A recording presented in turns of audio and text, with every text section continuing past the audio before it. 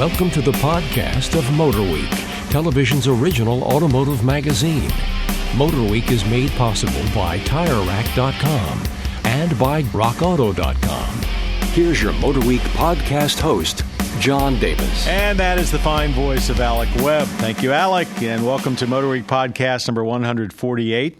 And around our, I never can figure out what to call this table, our unusual shaped table in Studio C. Pseudo-triangle. What? It's a pseudo-triangle. A pseudo-triangle table. We have, of course, the assistant producer, Greg Carlos, whose voice you just heard. That is me. Our road test producer, Ben Davis. Ben Davis here. I think it's table on legs setup. Table on legs. Our online content coordinator, Patrick Lucas. Hello. And by phone, our FYI reporter, Lauren Morrison. Lauren, we have a picture of you on the desk, by the way. Oh, all right. Can you scoot over a little bit? You're kind of cramping me. Those of you that are watching the podcast, Lauren basically is reporting from Florida. In a couple of minutes, you'll figure out why. We'll have our lightning round, our viewer question, our rant and rave session. Florida, you can tell us about Florida drivers, Lauren. Oh, yeah, they really liked that last time. Yeah, we had quite a few comments. Maybe we should skip that. Yeah. All right, let's get to the vehicles we're going to talk about. Long time coming. 2016 Mazda CX-9. We had a lot of experience with the first generation CX-9. It got very old in the tooth. It was still V6 powered, but quite capable otherwise than that. This is a very big departure, four-cylinder turbo. What do you think? Is it a good successor? Did it bring their large crossover, up to specs to be competitive? And what about no V engine? I think they're going in the right direction there. They're downsizing the engine. I mean, now that gas prices are plummeting. Temporarily, yeah, it's really not as big of a deal. But, I mean, that's the way to go. More efficiency is always good. And if you can make a four-cylinder that moves a car that size around in a decent fashion, then why not? And it did pretty well. It was like 0 to 60 in 7 seconds. I had no problems for a big with crossover is pretty good. Yeah, I had no problems with it. Tons of space, and it's definitely the updated and the update to the styling is very welcome. Thought it was handsome. The inside is everything that you've seen in newer Mazdas, like a Mazda 6 or 3. It's all there. You got the center controller. You got the screen pops up out of the not physically pops up, but it sits on top of the dash, which love it or hate it. That's kind of a Mazda thing now. So yeah, I thought it's well done. All right, here's the question. I think the vehicle is very competitive, and I agree with you 100%. I have two issues. One is I'm not in love with the styling. It looks to me like a train engine, but okay, that's a personal thing. And I don't mean, a silver streak. Does it pay enough homage to the Mazda Zoom Zoom mantra? Does it handle better than vehicles of this class? As someone that hates the idea of having basically a grocery getter in their parking lot, but says at least this one gives me some relief at a reasonable price, does it do it?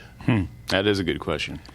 I think that it certainly feels like it wants to be more of a handler than other SUVs in its segment. The steering, as I can recall, was a little bit heavier, which is a heavy. Mazda thing. The comments from the road test from the track work were it was numb, but that it was very responsive, and that combined with, even though the springs were soft, it didn't roll as much as, say, you might have expected in a large three-row. Yeah, I think that Zoom Zoom mantra is kept in mind here, but what you should keep in mind is that it's still a That's not why full-size people SUV. buy these vehicles for. So, yeah, it's there, but don't expect that it's going to drive like a Mazda 6 or a 3. I thought it had a good cargo capacity. I'm trying to remember the seats folded easily. There wasn't a lot of space between the second and third row shelf, second row seats down and the third row shelf, so that's good if you've got something back there that you don't want to fall in the cracks. I thought they did a real good job. Yeah, absolutely. Really good job. I did the last one we had, our long term, which was the last year of that really old generation. I thought that was very sporty, especially with the V6. Yeah. So this one, obviously, is not going to compare to that. But I think they were going, especially the one we had, they were going a lot more for that not pseudo, but near luxury kind of, because Easily. Had that brand new, whatever their newest trim package is now, the Grand Touring. But there's something beyond that. There was something beyond that. His name escapes me, but too. Yeah, but yeah, I thought it was quite luxurious. Yeah, absolutely. But that we had a comment. We talked about it on a previous podcast that all these mid-level brands are now bringing out top trim levels that might as well be they're luxurious. Yeah, I don't exactly. know any other word for it. Reminded me of a budget Volvo XC90 a little bit. It even looks a little bit like that. Yeah. That's a very good way to describe it. So, I didn't have any problems with the 4-cylinder turbo. I thought it did really, really well. And frankly, a whole lot of the SUVs and crossovers we've been getting in here the last 2 years have been 2-liter, turbo engines, and they've done very, very well. So if that is one of your buying criteria, I would get past it, because your reward is going to be, high 20s in the fuel economy instead of the low 20s. So. And, people keep saying, well, turbos used to be unreliable. Get a life. That was 30 years ago. You heard it. Get a life, people. The turbos today are hugely reliable. Primarily because what doesn't have a turbo anymore now? I mean, you haven't seen anything yet. The next this is getting off the subject, but the next step in turbos to save fuel economy are going to be electric-driven turbos. Nice. They're coming in very quickly. I think somebody uses one of those as a secondary turbo, an electric one I think you might be right. to take out lag from the primary. That's right. They do. Isn't it the newest 911 newest turbo? 911, I think.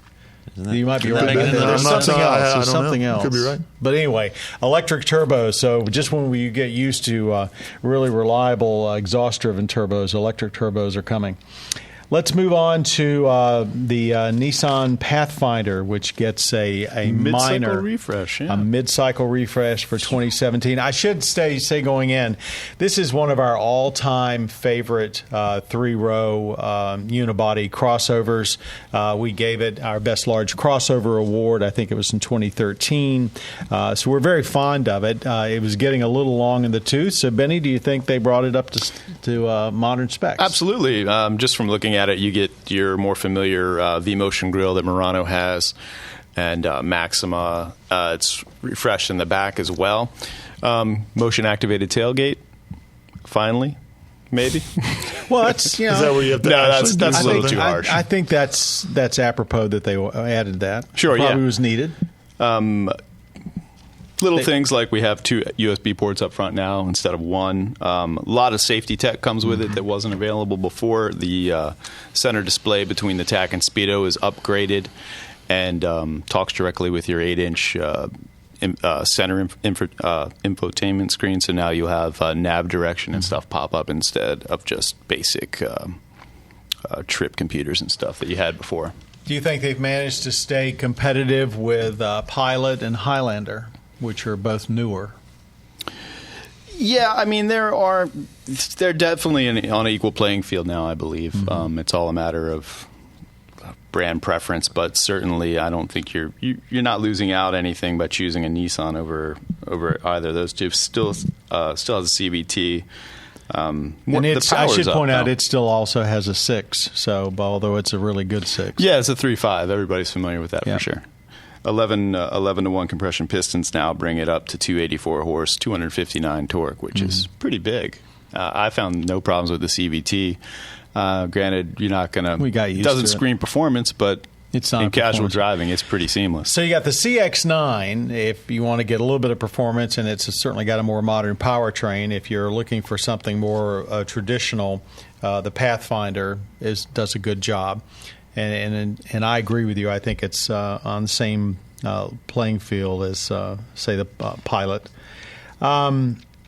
Where is that market going? Do you think it's going towards more what the CX-9 has done, or do you think it's going to basically stay this more traditional path? I would like to see the Pathfinder take on what they did with the Murano, in which case, like the radical new styling, in which case it would, I guess I'm saying it's going in the direction of the CX-9. With that sort of bold, radical new styling and downsizing powertrains. And I guess the new one will still be several years away. We've all sort of gotten used to the operation of CVTs, primarily because Nissan's done a very good job with it. They work much better than they used to be. So if you're in the market for a large 3-row crossover 7-passenger vehicle, 2 new ones to consider, the CX-9 along with the Nissan Pathfinder, joining an incredibly competitive market with all the domestic stuff out there, plus the Pilot from Honda and Highlander from Toyota. And now for the main event of today's show. Lauren Morrison, sitting in Florida, is fresh back from the Miami International Auto Show, an auto show that up until recent years has not gotten the play of some of the other bigger shows. Lauren, was there a reason to be in Miami this year? I mean, I think the biggest reason was Nissan. They brought a lot of journalists out and to unveil their new 2017 Nissan Rogue, and then they also were showing off their 2017 Sentra SR Turbo. So I definitely think they were the big players at the auto show this year. Really, nobody else brought anything that we haven't seen before. And I think that's, talking with other people there, they were saying the same thing. This really, like you were saying, hasn't been the show to come to. You're not going to see anything that you haven't seen before. So, I mean, they're definitely stepping up their game. They've made a few changes, and I think it's slowly getting better, but, I mean, it's not on the level of Detroit, Chicago, New York, L.A. It's definitely the redheaded stepchild, I think. But hopefully, I mean, I think it's slowly making a turnaround. But like I said, a lot of manufacturers just have stuff that we've already seen before. So, I'm amazed that there is not a big national car show in the southern half of the U.S. Yeah, I'm the same. I'm with you the same way. Even you'd think maybe Atlanta, somewhere in the South, but I don't know. Hopefully, Miami's stepping up its game. I think, even the convention center that they typically have it in, they're revamping that. I think 2018 was when they're hoping to make some upgrades to the facility. I don't know. It sounds like they're really trying to make this on par with the other shows, but I guess really only time's going to tell. Tell us about the new Rogue. My understanding is it's tiny bit smaller and that there's also a hybrid version. Yes, that was one of the big things. They now have a hybrid version. The Rogue has got a new look. It's definitely a refresher. It has the what we were just talking about, the automatic back door. It opens when you slide your foot under it. So that was one of the big things. A lot of new safety features.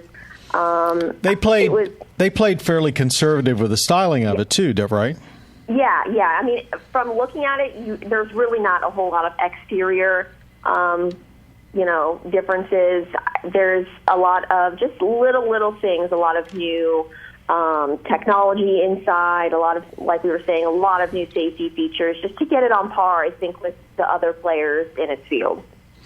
What can you tell us about the hybrid? Did they say anything about fuel economy goals or how much range it has in pure electric or anything like that? No, they did not. They didn't go over that. They didn't even give official pricing yet for the Rogue. So they said the hybrid's going to be arriving before the end of the year, but really didn't give a whole lot of info on what we're looking with that.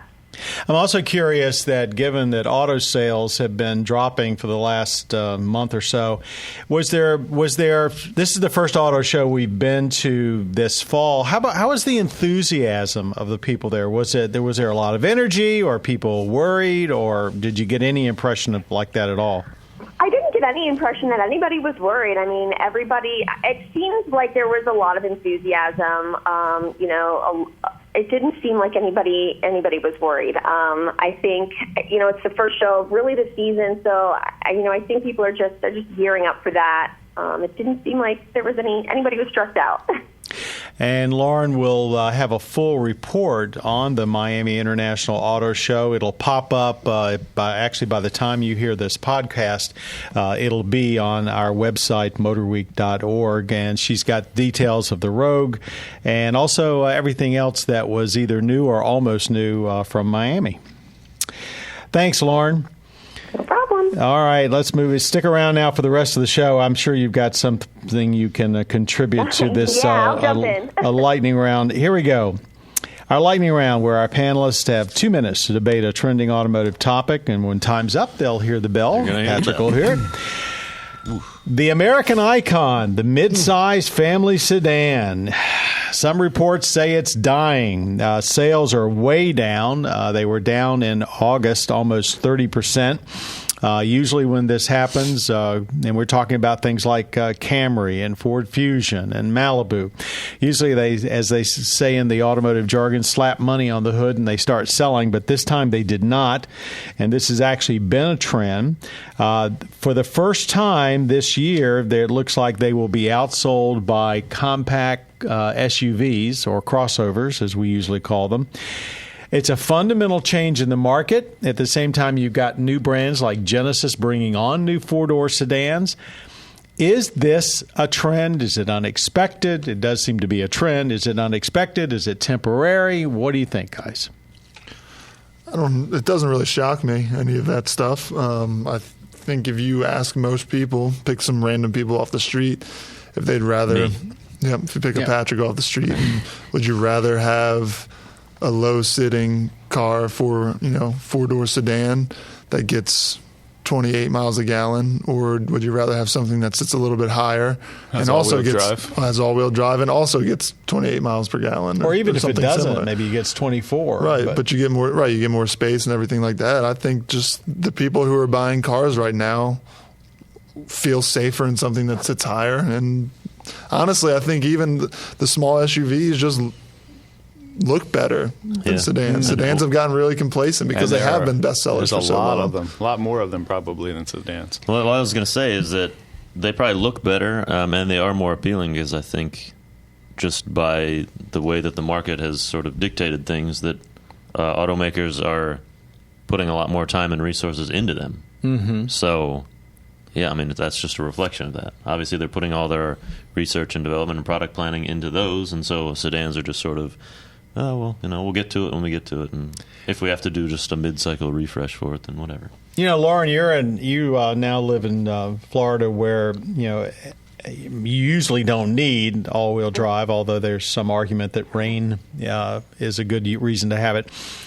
Do you still see down there even a lot more small to mid-size SUVs running around? I mean, what do you see besides the rental cars as far as sedans? I definitely think that they play a purpose down here, and Florida's just so diverse in where you are. I definitely think I see them on the roads, even if there's not necessarily a need for them. I think a lot of people, like you guys are saying, just feel safer in them. I mean, I see them on the road all the time down here. Obviously South Beach, places like that, you're going to see people in convertibles and stuff like that. But I mean, the rest of the state, I see them all the time. Yeah, I think SUVs are actually banned in South Beach, aren't they? I'm just kidding. All right, I'm going to give you a different take on what's happening. If you look at the sales statistics, and this was brought up actually by Automotive News, while in August the midsize sedans were down 30%, the compact sedan was down about 3.5%, which that's what the whole market was down. And remember now that when we get a compact sedan in, time after time we're saying in our road tests, it's now big enough to be a midsize, rated vehicle. Yeah. And the so-called midsize sedans have grown to where they actually are almost up at the large sedan class.